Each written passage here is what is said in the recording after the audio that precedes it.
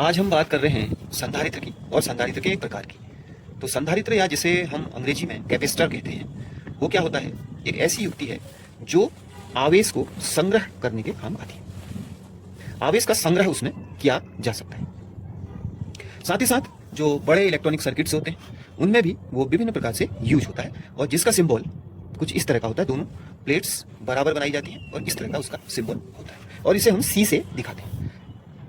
इस संधारित्र की धारिता को सी से दिखाते हैं। जो संधारित्र की आवेश संग्रह करने की क्षमता है, धारिता सी से दिखाते हैं। और इसका जो बेसिक फॉर्मूला होता है C = Q/V होता है। और इस तरह से C का जो मात्रक होता है वो हो जाता है कूलाम प्रति वोल्ट, या इसको शॉर्ट में कहा जाता है फैराड F। तो अक्सर उत्तराखंड बोर्ड के एग्जाम्स में संधारित्र के एक प्रकार समांतर प्लेट संधारित्र, जिसको हम अंग्रेजी में पैरेलल प्लेट कैपेसिटर कहते हैं, उसके बारे में पूछा जाता है। और उसकी धारिता ज्ञात करने के लिए, उसकी धारिता जो C है वो ज्ञात करने के लिए डेरिवेशन पूछा जाता है।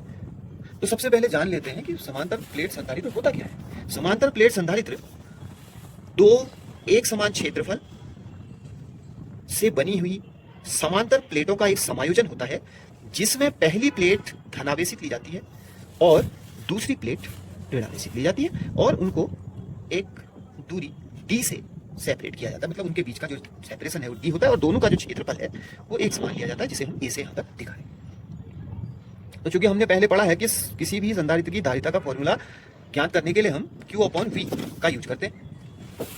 तो Q/V में Q तो हम यहाँ हमने देख ही लिया कि इसमें Q आवेश प्लेटों में वितरित है। तो हमारी हमें जो मेनली जो फाइंड करना है वो है वोल्टेज, विभवांतर इन दोनों प्लेट्स के बीच। तो इन दोनों प्लेट के बीच विभवांतर ज्ञात करने के लिए सबसे पहले हम प्लेटों के बीच वैद्युत क्षेत्र की तीव्रता को ज्ञात करते हैं। और यह हम पिछले चैप्टर में हम पढ़ चुके हैं। जो धनावेशित और ऋणावेशित पैरेलल प्लेट के बीच जो विद्युत क्षेत्र की तीव्रता होती है किसी बिंदु पर, वो E होती है σ/ε0। जब हम बात कर रहे हैं कब? जब प्लेटों के बीच वायु या निर्वात हो।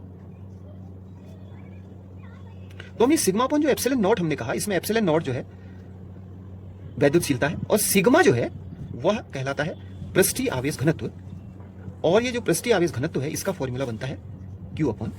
तो इस तरह से हमारा जो ये E का फॉर्मूला यहाँ पर बन गया है, E जो बन गया है विद्युत क्षेत्र की तीव्रता इन दोनों प्लेट्स के बीच, वो बन गई है Q/ε0A।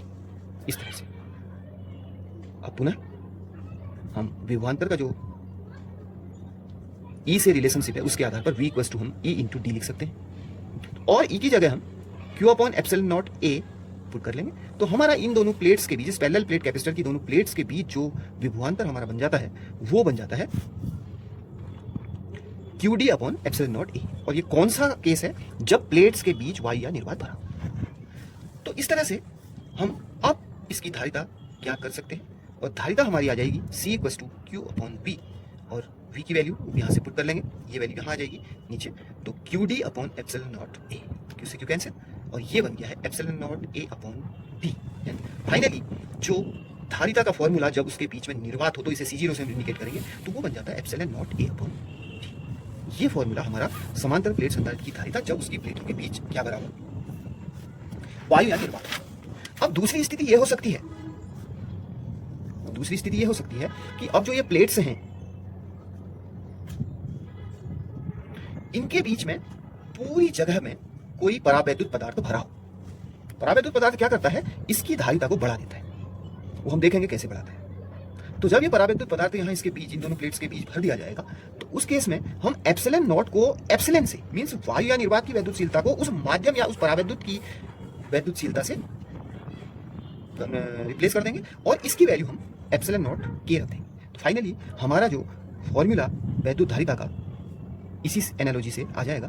वैद्युत धारिता दूसरे केस में जबकि इसकी प्लेट्स के बीच में परावैद्युत पदार्थ पूर्ण रूप से भरा है, तो C का फॉर्मूला बन जाएगा ε0 की जगह ε0K आ जाएगा, और ये फाइनली बन गया है ε0KA/D, जहां ये कैपिटल K उस परावैद्युत पदार्थ का परावैद्युतांक है, अर्थात उस डाइलेक्ट्रिक मटेरियल का डाइलेक्ट्रिक कांस्टेंट है।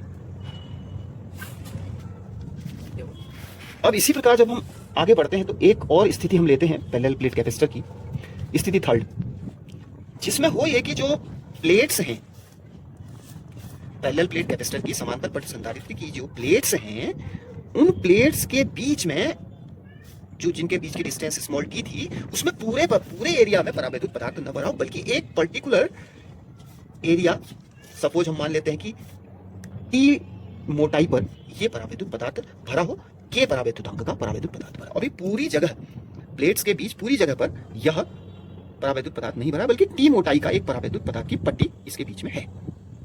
तो इस केस में क्या होगा, ये भी एग्जाम में कई बार पूछा जाता है कि भाई आप समांतर पट्ट संधारित्र की धारिता ज्ञात कीजिए, लेकिन प्लेटों के बीच जो परावैद्युत पदार्थ है वो पूर्णतया न भरकर एक टी मोटाई के स्लैब के रूप में भरा हुआ है। तो इस केस में क्या होगा, आप यहां पे देखेंगे हमने फिर से यहां पर विभवांतर V फाइंड आउट करना पड़ेगा, और V का फॉर्मूला जो हम पिछले स्थिति में भी देखे थे E इंटू टी, वो यहां पर दो भागों में स्प्लिट हो जाएगा।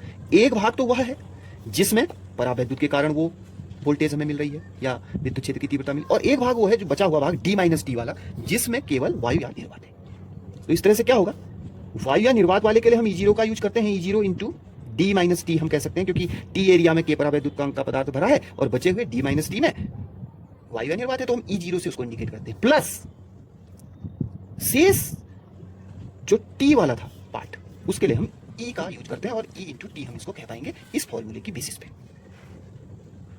तो अब हम इसकी वैल्यू अगर हम पुट करें तो इसे हम सिग्मा अपॉन एप्सिलॉन नॉट कह सकते हैं, D माइनस टी, और इसे हम कह सकते हैं सिग्मा अपॉन एप्सिलॉन नॉट के इंटू टी। अगर आप इसे देखें तो what will be the V क्या बन जाएगा, सिग्मा अपॉन एप्सिलॉन नॉट दोनों में से कॉमन आ गया, और ब्रैकेट में जो बच गया यहां से D माइनस टी बच गया है, और यहां बच गया है plus T upon capital K। Capital K is the dielectric constant of this dielectric material field between the plates of the parallel plate capacitor. तो इस तरह से ये फॉर्मूला इस स्थिति में मिल गया है हमें विभवांतर का। तो C equals to Q upon V से ये वैल्यू V की यहां पुट कर देंगे, तो C इक्वल्स टू बन गया है Q upon sigma upon epsilon naught D minus T plus T upon capital K, और C equals to Q upon, इसको Q upon epsilon naught A कह सकते हैं, क्योंकि sigma becomes Q upon A, D minus T plus T upon K, then Q से Q cancel, इस epsilon naught A ऊपर चला जाएगा, and C becomes epsilon naught A upon D minus T plus T upon capital K, और ये हमारा व्यंजक आ जाएगा, फॉर्मूला आ जाएगा किसके लिए, उस स्थिति में पैरेलल प्लेट कैपेसिटर की धारिता के लिए जब टी मोटाई की एक परावैद्युत पदार्थ की पट्टी उसके प्लेटों के बीच में रखी हो।